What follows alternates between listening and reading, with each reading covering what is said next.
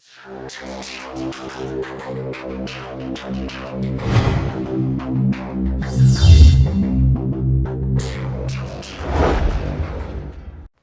2021년 5월 23일 이정훈입니다. 오늘의 제목은 소병훈 의원과 펫킷 대령입니다. 문재인 바이든 한미 정상회담 공동성명 여진이 제법 큽니다. 오늘의 소재는 그걸로 한 것입니다. 왜 반미 친중파는 엉터리인가 분석을 해드리겠습니다. 소병훈 민주당 의원이죠. 5월 22일 트위터와 페이스북에다가 이렇게 썼습니다. 문 대통령 귀국길에 주요 수행원 한 사람은 중국에 들러 회담과 관련해 설명해 줬으면 좋겠다. 이게 보도되자 우리가 중국의 속국이냐 뭐 하는 거냐 라는 비난이 쏟아지니까 소 의원이 이 글을 지웠답니다. 소 의원 지난 4월 22일에도 그때는 주제는 다릅니다. 문재인 정부의 부동산 정책을 옹호하며 트위터에 이런 글을 띄워서 화제인지 문제인지 만든 적이 있습니다. 대한민국은 5,200만의 나라입니다. 52만의 나라가 아닙니다. 김대중 노무현 정부 이후 10년을 건너뛰면서 10년은 이명박 박근혜 정부를 얘기하겠죠. 저들은 많은 일들을 비틀어 왜곡시켰습니다. 부동산 문제는 문재인 정부 들어서서 어렵게 자리를 잡아갑니다. 더 이상 부동산 관련해서 쓸데없는 얘기는 입을 닥치시기 바랍니다. 좋아요. 근데 내용은 각자 생각이 다르지만 제가 말꼬투리 잡겠습니다. 국민들 보라고 한 건데 쓸데없는 얘기라는 말도 농담이니까 봐줄 수 있겠는데 입을 닥치시기 바랍니다. 바랍니다라고 하는 건 이렇게 간절히 바라는 건데 닥치라는 단어하고는 어울리지가 않죠. 입을 닫으시라든지 그만 말씀을 하시라 이렇게 해야 되죠. 국회의원이 참 품위가 없어요. 국어를 굉장히 제대로 못 배운 사람이거나 좀 사람이 좀 그렇습니다. 비판할 수 있습니다. 누구 지지할 수도 있습니다. 근데 국민 보라고 하는 이 글을 쓰면서 쓸데없는 얘기도 이거 농담이니까 받아주겠습니다. 입을 닥치시기 바랍니다. 이런 헛법을 쓰면 60이 넘으신 국회의원인데 참 저는 우습게 봅니다. 이러한 소병훈 의원 국회에서 다주택자를 범죄자로 다스려야 한다는 주장을 한 적이 있었죠. 그 자료를 보니까 국회 발언을 이렇게 했습니다. 집을 사고 팔면서 거기에서 차익을 남기려고 하는 사람들은 저는 지금 범죄자로 다스려야 한다고 봅니다. 집을 사고 팔면서 차익을 남기고 싶지 않다? 사람이 돈을 벌려고 하는 거는 기본 행위인데 먹는 거하고 증식은 거의 기본 행위인데 그게 무조건 나쁜 건가요? 그럼 민주당 출신 또 대통령의 천안까지도 그린벨트에 투자해서 떼돈을 벌었는데 범죄자로 다스려야 한다고 저도 주장합니다. 그러나 아무나 하지는 않습니다. 너무 심한 것만 하죠. 근데 이런 주장을 했어요. 소 의원이. 어쩌고저쩌고 한 다음에 법을 만들어서라도 범죄자로 형사범으로 다뤄야 한다. 그렇단 말도 안 되는 소리를 또 했어요. 그 다주택자는 집을 갖고 싶은 행복권을 뺏어간 도둑들입니다. 그러면 앞에 다주택자라는 주어를 뺏고 나면 집을 갖고 싶은 거는 행복권이네요. 그 사람이 다주택자가 된 거는 더 행복하고 싶어서 많이 집을 산 걸 텐데 그러면 행복하고 싶은 거는 다 똑같은 건데 누구의 행복권은 제한하고 누구의 행복권은 허용해야 된다는 겁니까? 다주택자만 제어하라는 거죠? 글쎄 그렇게 일방적으로 뭐라도 되나요? 그러면 많은 기업을 갖거나 많은 돈을 받은 사람들은 제어할 필요가 없나요? 이게 공산주의 사상입니다. 본인은 아니라 그러겠지만 세금으로 하지 마시고 형사법, 헌법 위반입니다. 법으로 하라는 얘기예요. 세금으로 거두는 것도 지금 세금도 과해 죽겠는데 국회의원이 이 정도 시각을 갖고도 국회의원 할 수 있군요. 소병훈 씨 54년 전북 군산 출생입니다. 전주고등학교 나왔고요. 54년생의 전주고등학교는 명문 시절에 전주를 나왔네요. 성균관대 철학과, 전기대학원 떨어지고 후기로 갔겠습니다. 그리고 이삭, 산하, 도서출판의 대표를 했습니다. 출판운동을 했던 분이죠. 아마 되게 사회과학 서적을 냈던 것으로 알고 있습니다. 전북 민주동의회 회장했고 민주화운동 유공자, 민주화운동을 하신 분이 어떻게 이런 출판 사업을 하신 분이 입을 닥치시기 바랍니다. 이런 용어를 쓰나요? 그리고 더불어민주당 소녀상 눈물 트기 위한 소녀상 눈물 트기. 이거 저 윤미향 의원 그 사건인 걸 아시죠? 논할 필요도 없네요. 20대 21대 이선 의원입니다. 고향이 아닌 경기 광주시 갑구에서 나왔습니다. 뭐 그쪽 주민들은 이분을 뽑아주셨지만 저는 이렇게 쭉 보면서 좀 실망스럽습니다. 이분의 전과를 보니까 교통사고 처리특례법 위반으로 또 도로교통법 위반으로 150만 원, 일시백, 천만씩 150만 원의 벌금을 냈어요. 뭐 도로교통법 이거 뭔데 이렇게까지 하나? 그리고 음주 측정 거부의 도로교통법 위반으로 벌금 300만 원을 냈습니다. 뭐 이런 사람들이 이렇게 대한민국 정치를 이끌게 해도 되나요? 음주 운전은 좀 그렇지 않습니까? 몇 가지 좀 뭐 민주화 운동을 한 건 좋은데 이렇게 이런 범죄를 저지른 사람이 국회의원이 돼도 되나요? 이런 보도도 있습니다. 한미 정상회담에서 랄프 버킷 주니어 미 육군 예비역 대령한테 바이든 대통령이 문재인 대통령이 지켜보는 가운데 94세입니다. 이 예비역 대령이 미국 최고의 영예인 무공훈장 중에 무용훈장을 넘어서는 거죠. 명예훈장을 주었습니다. 이때 이제 이 양반이 94세니까 휠체어 타고 가서 앉아 있었겠죠. 상당히 힘드시죠. 명예훈장을 받는 사유를 누군가 낭독하고 있는 동안 이분이 그 노구를 이끌고 94세, 우리 나이는 95세겠죠. 휠체어에서 일어났습니다. 그러니까 아이고 노인네가 일어나시니까 여성 장교가 부축을 하니까 그것도 손을 이렇게 뿌리치면서 계속 서 있었답니다. 그래봐야 2분 30초랍니다. 그만큼 힘들었던 거죠. 불두불 떨었대는데 그리고 명예훈장을 받았습니다. 대통령으로부터. 대통령도 80 노인네지만 이분도 대단합니다. 왜 이렇게 서 있었냐라고 하니까 두 대통령에 대한 존경을 표하기 위해 똑바로 서 있고 싶었다 라고 이야기했습니다. 저는 지금 사람의 진심을 이야기하는 겁니다. 그리고 모든 정책과 이념은 진심을 토대로 해야 된다는 겁니다. 진심을 토대로 하지 않고 하는 것은 사입이라는 얘기를 하고 싶은 겁니다.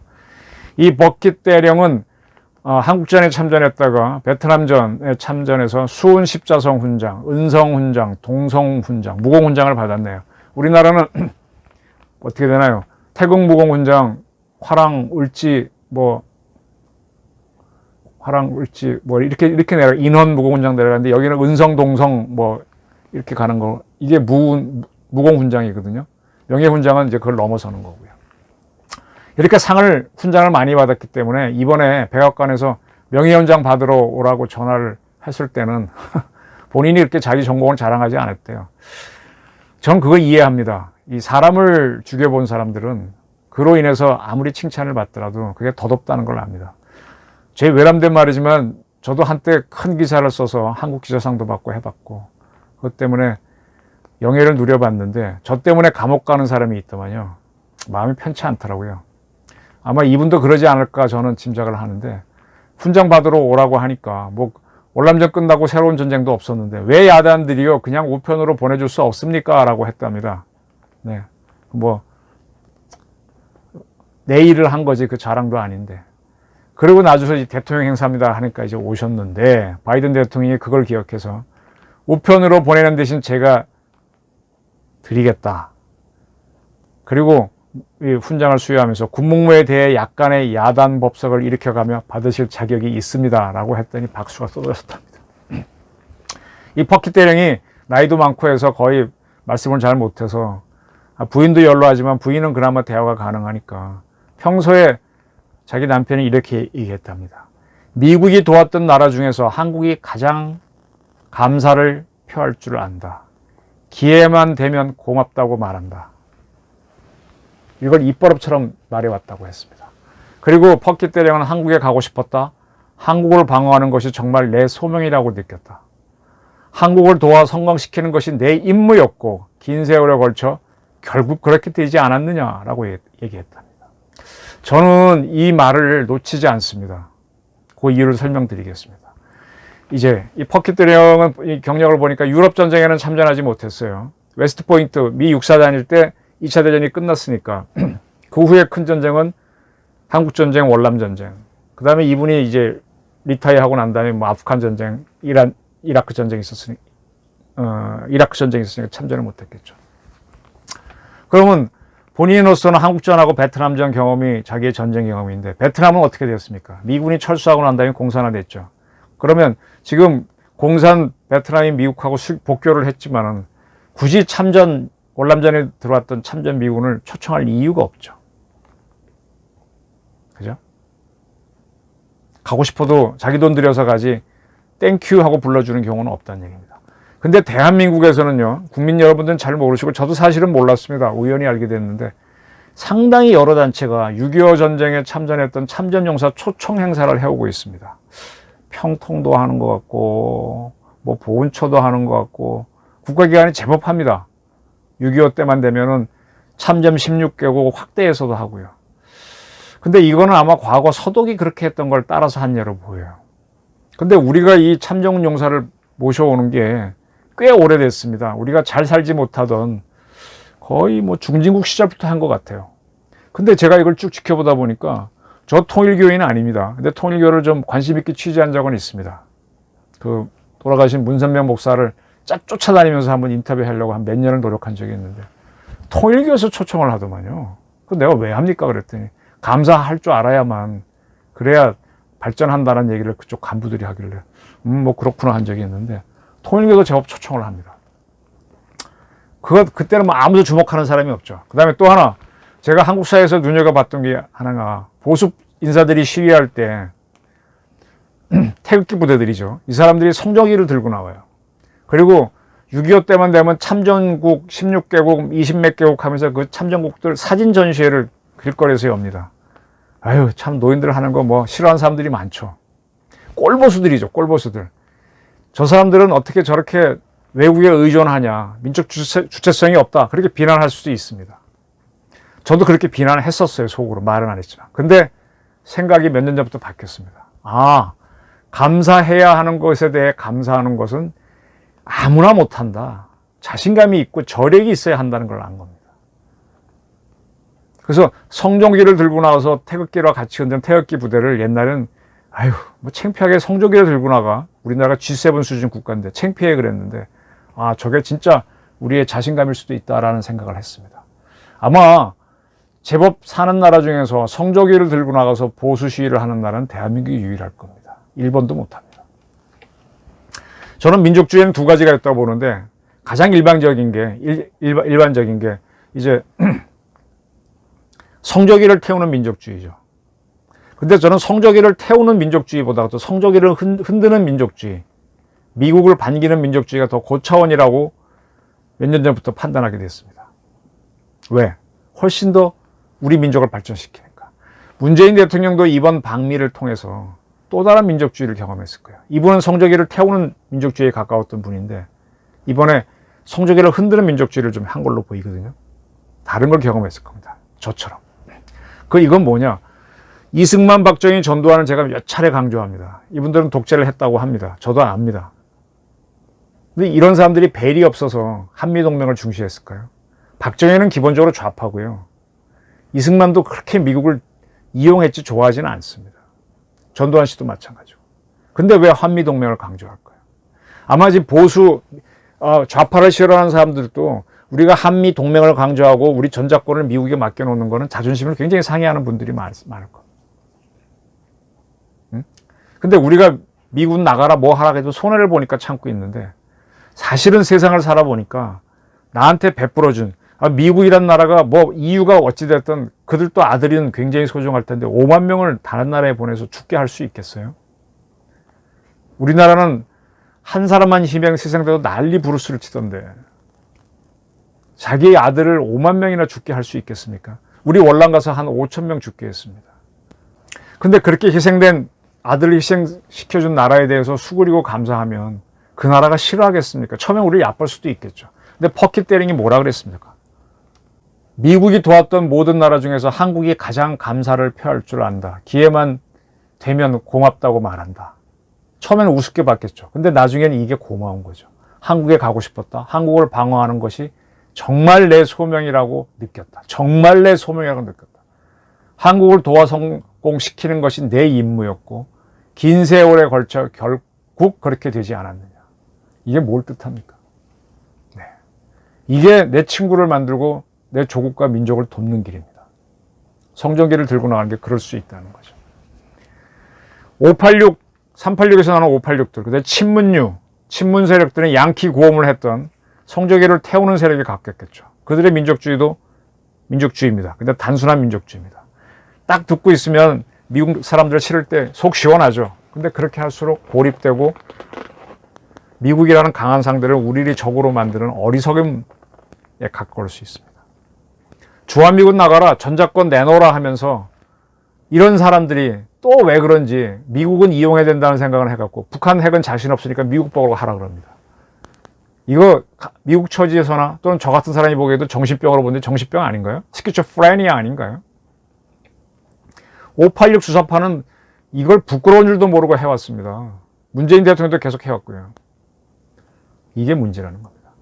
그리고 한국이 굉장히 잘해온 것 중에 하나가 박정희 대통령 때, 이제 이승만 대통령 때는 미국의 군사원정만 받고 나라를 이끌었고 박정희 대통령은 빚을 땡겨오기 시작했잖아요. 한국이 아무것도 가진 게 없으니까 상당히 고리의 이자를 줍니다. 그걸 받아와갖고 경제개발을 했는데 우리 떼어먹을 수 있으니까 이자를 높이 하는 거 아니에요. 근데 우리 대한민국 국가 단위의 차관은 단 한 푼도 떼어먹은 적이 없습니다. 박정희 이래로. 지금은 뭐 차관을 안 갖고 오고 기업들이 알아서 뭐 돈을 투자하게 만드니까.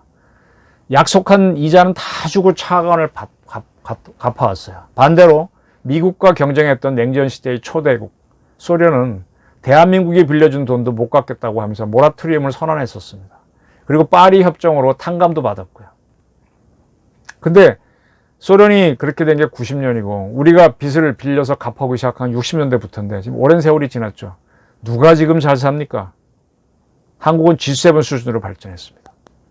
자, 불합리한 약속이라도 약속을 딱딱 지키는 사람이 남들이 보기에는 저 바보지 하지만 세월이 지나면 인정을 해줍니다. 그래서 또 빌려주고 또 빌려주고 해서 점점 일이 잘 되는 겁니다. 결국은 이자도 낮아집니다. 지금 한국이 돈 빌리면 굉장히 이자 쌉니다. 그런데 감사까지 표현하면 상대가 우리를 인정하게 되죠. 그리고 점점 옛날에는 후진국이었다가 파트너가 되고 지금 미국도 이번에 백신 파트너십 하자 그러지 않습니까? 자, 이게 바로 승리로 가는 건데 햇볕 정책이라고 저는 봅니다. 햇볕은 김대중 씨가 얘기한 것처럼 적한테 쏘이는 게 아니라 적이 아닌 세력들에게 쏘이는 겁니다. 내 편은 아니지만 적 편도 아닌 사람한테 햇볕을 쬐어갖고 그들을 내 편으로 만드는 게 그게 햇볕 정책입니다. 적한테 햇볕을 쬐이는 거는 굴복 정책입니다. 제가 이 이야기를 정말 10년 전부터 하고 싶었는데 마땅한 사례가 없어 기다려왔는데 그렇게 해서 비등비등할 때 세력균형이 됐을 때 이 주변 사람들한테 우리가 험불하게 대해갖고 그분들이 우리를 지지할 때 세력균형이 깨지면서 5대5가 6대4가 됐다가 순식간에 19대1이 되면서 이기는 겁니다. 햇볕 정책은 적한테 하는 게 아니라 대면대면한 사람들, 우리를 잘 모르는 사람들, 사소한 약속이라도 하나 맺을 때 반드시 지키고 고마워하면서 지켜가면서 내 편으로 만드는 겁니다. 이솝 우화에서 하는 햇볕 정책은요, 나그네의 옷을 벗기는 거는 바람이 아니다 햇볕이라고 돼 있죠. 그죠? 그럼 나그네하고 옷 또는 해하고 나그네, 바람하고 나그네 관계가 적대적인 관계인가요? 그냥 대면대면한 관계예요. 이렇게 할 수도 있고 저렇게 할 수도 있는데 김대중 씨는 대통령은 그걸 적한테 적용시키는 큰 오류를 범한 겁니다. 그죠? 이걸 송양지인이라고 중국 고사에서는 나와요. 아주 어리석은 어짐이라고. 햇볕 정책은 다시 말씀드리지만 적한테 하는 게 아니라 그 주변에 있는 사람들을 줘서 그 사람들을 내 편으로 만들어 오는 겁니다. 내가 험불하고 겸손하게 행동하고 그 다음에 신세를 지면 몇 배 고맙다고 해서 이건 회사 생활을 하거나 사회생활을 해보면 누구나 아는 건데 이 햇볕 정책의 기본을 왜 이렇게 김대중 씨는 했죠? 그걸 왜 미친듯이 대한민국은 따라갔죠? 그 386들은 왜 따라갔죠? 이승만, 박정희, 전두환, 그 다음에 이명박 같은 사람은 미국을 아니까 미국을 붙잡아 놓고 미국 참전정상한테 햇빛을 쪼인 거죠. 그러니까 그들이 어떻게 합니까? 한국이 매우 미워도 한국을 지켜야 한다. 한국에 가고 싶다. 한국이 문제 많죠. 반미주의자 많죠. 그 G7 된 게 너무 신기하지 않아요? 자기 젊음의 증명이 되는데 내가 왜 거기 가서 총알을 맞아야 되는지 설명이 되는데 아마 우리도 지금 베트남이 많이 발전했다면 파월 용사들이 굉장히 자랑스러워할 거예요. 근데 그게 없어서 조금 아쉽죠. 그리고 또 하나가 있습니다. 2차 대전에서 일본이 패전했죠. 그리고 일본은 더 이상 반미로 가지 못하고 미국의 51번째 주처럼 돼가지고 우리와 같은 길을 걷게 됐습니다. 그러한 일본에게 햇빛을 쬐야죠. 저도 일본을 꼭 이뻐하지 않아요. 근데 일본한테 햇빛을 줘서 일본이 우리 편이 되면 득이 많습니까? 실이 많습니까? 아이 그냥 쪽발이 뭐 한마디 하고 싶지만 그래도 일본 사람들은 경우가 있어요. 저 일본 사람들 가끔 만나면은 이것저것 해보면 참 경우 바르다는 생각을 해요. 그렇다고 또 과하지도 않아요. 어떤 얄미울 정도로 싹싹한데 준 만큼 돌려줍니다. 반일은 누구나 할 수 있습니다. 근데 지금 우리가 일본의 식민지배라면 저 총 들고 일본과 싸우는 게 맞다고 봐요. 저는 김이독립 선언유에 그 평화적인 반일 운동은 반대합니다. 식민지상. 그때 그 전에 있었던 무호 독립 운동가들처럼 총 들고 나가는 게 맞고요. 그러나 우리가 독립을 한 지금은 일본과 잘 지내는 게 대한민국을 돕는 길이라고 봅니다. 우린 거꾸로 가고 있습니다. 일제치하에서는 총 들고 나온 사람이 그렇게 많지 않았어요. 근데 지금 와서는 왜 이렇게 일본을 욕하는 쪽에 편성합니까? 누구나 할 수 있는 반일을 합니까? 저 고단위의 반일을 해야죠. 지금 중국이 한동안 우리랑 많이 가까웠죠. 마지막엔 북한 편을 들었지만 러시아도 우리를 인정하죠. 이유가 뭡니까? 우리가 잘 살기 때문이고 힘이 있기 때문이잖아요. 그리고 우리가 어떻게 했습니까? 러시아, 과거 소련은 북한을 사주해서 전쟁하게 했고 중국은 직접 참전했죠. 근데 거기에 우리가 따졌습니까? 따지지 않고 그들과 거래를 해주니까 우리랑 관계가 좋아졌던 거고 북러, 그다음에 북중 관계가 한때 흔들렸던 거죠. 그러면 답이 나오죠. 햇빛을 쬐어줘야 될 대상은 북한이 아닙니다. 북한의 친구인 러시아, 중국이고요. 그 주변에 있는 나라고 또 원래 우리 편한테 쪼여줘서 북한을 고립시키는 겁니다. 적의 동맹을 와해시키는 거고 고립시키는 것은요. 손자병법에도 나옵니다. 그걸 이제 모략이라 그러는데 요즘은 모략이 나쁜 뜻인데 옛날 손자병법에서 모략은 전략입니다. 거기에 이런 말이 나오죠. 상봉별모, 기차벌교, 기차벌병, 기하공성. 좀 어려운가요? 가장 맨 오른쪽부터 해석하면 돼요. 가장 낮은 전략은 적을 치는 거예요. 공성. 가장 하는 적을 직접 군사력으로 때리는 거고 도시를 때리는 거. 도시에는 그 나라 국민들이 있잖아요. 국민들을 죽이면서 때리는 겁니다. 그거보다 조금 더 나은 거는 그 나라 군대만 때리는 겁니다. 죽이는 겁니다. 그거보다 더 높은 방법은 벌교라 그랬습니다. 그 나라를 외교적으로 완전히 고립시키는 겁니다. 이게 햇볕 정책하는 거죠. 그 다음에 최고는 뭐냐? 상병은 병은 군대란 뜻인데 군대를 움직이는 최고의 전략은 상대의 국가 전략을 완전 무력화시키는 겁니다. 그 전 단계가 상대를 외교적으로 완전히 고립시키는 거거든요. 그러니까 적을 제외한 모든 나라한테 햇볕 정책을 하는 겁니다. 그런데 김대중 정권은 거꾸로 갔잖아요. 어떻게까지 했느냐? 북한이 민주국가 수교하도록 도와주겠다고까지 했습니다. 그리고 노벨상을 받았죠. 완전히 거꾸로 갔습니다. 손자병법도 못 읽었거나 거꾸로 본 사람들이 주변에 질비했다는 얘기입니다. 본인도 그랬고. 김대중 대통령이 책을 많이 봤다고 하는데 뭘 봤는지, 전략서를 봤는지 좀 답답합니다. 제가 이런 얘기를 김대중 대통령 좋아하는 분들이 많을 텐데 감히 이런 얘기를 드리는 거는 이제는 국가 전략을 놓고 진지하게 논의보자는 겁니다. 김대중이라는 이름, 이승만이라는 이름, 박정희라는 이름 다 까놓고 한번 비교해 보면서 어떤 게 나은지 대차대조표 따져가면서 선택하자는 겁니다. 내가 호남이라서 DJ 라인을 가야 된다. 내가 영남이라서 박정희 라인 가야 된다. 그럼 이승만은 어디지? 황해도니까 이북 라인인가? 이렇게 하지 말고. 응? 자, 문재인 정권이 미국으로 기울면은 중국이 어떻게 하겠어요? 당황하죠. 문정권을 포섭하기 위해서 그들은 햇볕 정책을 펴니다. 제가 어제도 얘기했잖아요. 그때 오히려 우리는요, 북한이, 그리고 최근에 중국이 그랬던 것처럼 먹튀를 할 수가 있어요, 우리도. 그죠? 우리가 북한하고 지금 중국은 우리가 햇볕 정책 펴주니까 잘 받아먹다가 먹튀하는 거 하잖아요, 지금. 시진핑이 그래 왔고, 북한은 하도 많이 그랬고. 우리도 한번 기회 잡아보자, 이거죠. 중국이 절박해질 때 배려를 해주고 우린 통일 기회를 잡아야 됩니다. 네, 중국이 절박해지는 게 뭐냐? 미중 대립이 점점 격화돼 갖고 중국이 미국은 햇볕 정책을 이미 하고 있죠. 문재인 대통령을 저렇게 환대하고 장문의 공동성명을 한 건 한국을 향해서 대단한 햇볕 정책을 한 겁니다. 한국이 얼마나 지금 얄밉겠어요, 특히 문재인 정권. 근데 왜 이렇게 했겠습니까? 이렇게 하면 문재인 대통령이 저를 기울잖아요. 그럼 중국이 절박해집니다. 그러면 외교적으로 고립되는 벌교를 당하는 단계죠. 그럼 국가가 전략이 무너지잖아요. 국가가 하는 거는 국제 정치인데 국내 정치도 흔들리게 되죠. 그럼 어떻게? 중국이 분열되겠죠. 위구르 독립, 티베트 독립. 그때쯤 우리가 중국을 경제적 지원 좀 해주고 너희 북한 감당 못하지 우리가 통일할게. 이렇게 해서 평화통일로 가는 겁니다. 서독이 봐도 그렇게 한 겁니다. 미국과 소련이 군비 경쟁을 하고 서독과 동독이 군비 경쟁하다가 도저히 동독하고 소련이 견디지 못해서 나가 떨어질 때 그때 경제 지원 절박했죠. 해주고 동독과 평화통일을 한 겁니다. 그 전 단계는 뭐였냐?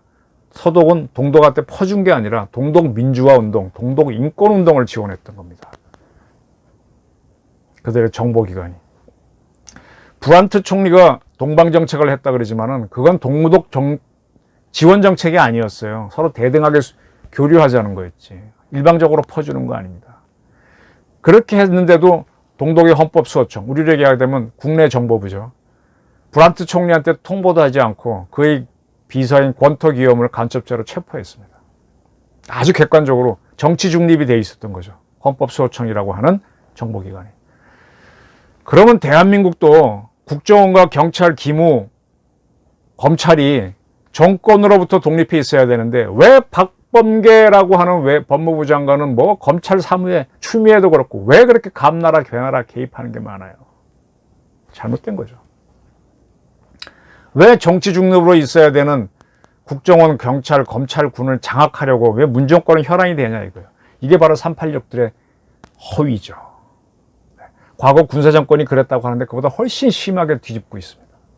이러니까 이게 엉터리입니다.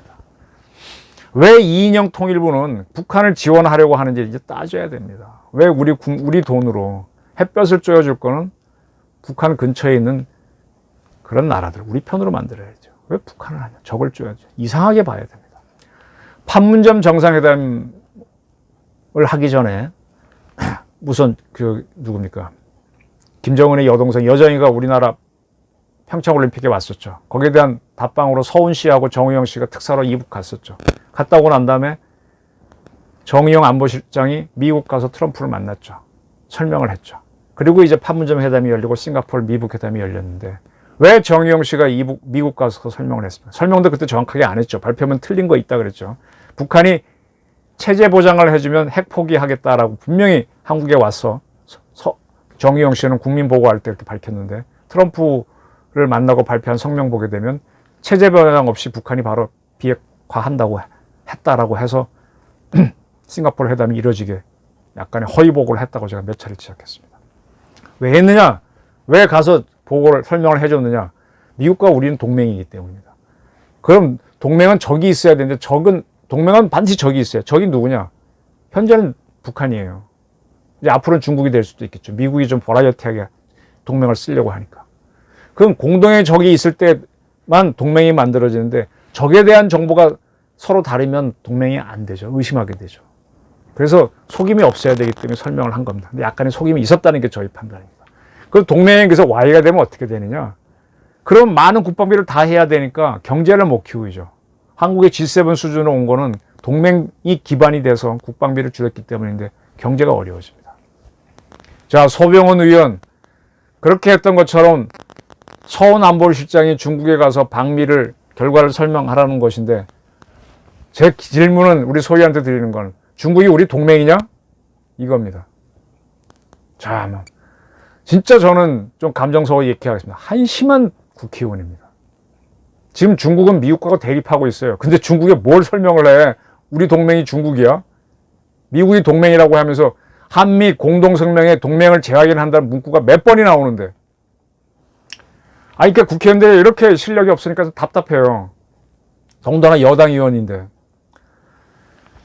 제가 쭉 이거 참 아직 조금 부족한 부분이긴 한데 설명드리겠습니다. 지금 우리나라에서는 3쿠션 방법으로 중국에서 돈 버는 이들이 제법 있습니다. 중국에 투자를 합니다. 근데 과거 우리도 그랬지만 지금 우리나라에 투자한 외국 기업들은 투자금 다 회수해 갈 수 있게 했어요. 그래서 자유롭게 투자를 해요. 주식시장도 들어오고. 근데 아직 중국이나 이런 나라는요, 투자한 거를 못 갖고 나가게 합니다. 거기서 월급만 받으라는 거죠. 중국과 현지화 되라는 거죠. 근데 그게 그렇다 보니까 어떤 현상이 생기냐. 투자해 놓고 그 법인에서 나오는 법인카드를 자기 가족들한테 줘서 그걸로 생활비를 하게 하는 경우죠. 또 필요한 돈도 다 쓰게 하죠. 그렇게 함으로써 조금씩 투자비를 더 많이 빼내는 겁니다. 이거는 아주 보편적인 방법으로 다 하고 있습니다. 근데 중국에 어떤 투자를 하려면 중국이라는 데가 보장이 안 되니까 정치인들이 끼면 쉬워지죠. 그렇게 정치인들이 주선을 해줍니다. 그리고 그도 법카를 하나 받아 쓸 수도 있겠죠. 그렇게 하게 되면은 거의 모든 비용을 그걸로 쓰니까 정치 자금 국내에서 만들려고 뭐 열심히 뛸 필요가 없어지죠. 그러면 결국은 뭡니까? 중국이 정치 자금 되는 거죠. 이 분야는 이렇게 들어오는 돈은요, 금융실명제로 추적이 안 됩니다. 요즘은 은행 가서 외화 통장 만든다, 외국과 결례한다 그러면 신고하게 돼 있지만 이거는 다 세금을 내는 거기 때문에 불법은 안 돼요. 이게 정치자금 만드는 루트입니다. 저는 제법 많은 정치인들이 이렇게 하고 있는 걸로 알고 있습니다. 때문에 중국에 대해서 각별히 신경을 쓰는 의원들이 많아요. 신기하게도 민주당 계열이 많아요. 운동권 출신들도 많아요. 문재인 대통령이 했던 이번 정상회담은 조금 많이 586 세대를 흔들기 때문에 거짓 민족주의, 양키 고우홈식의 민족주의, 반일주의로 위장했던 세력이 너희 진심이 뭐냐를 드러내게 하는 커밍아웃의 계기가 될 거라고 봅니다. 대미자주와 반일 항일을 내세웠던 컴컴한 커넥션이 드러날 수도 있습니다. 제가 분명히 말씀드린 거는 정직한 게 애국입니다.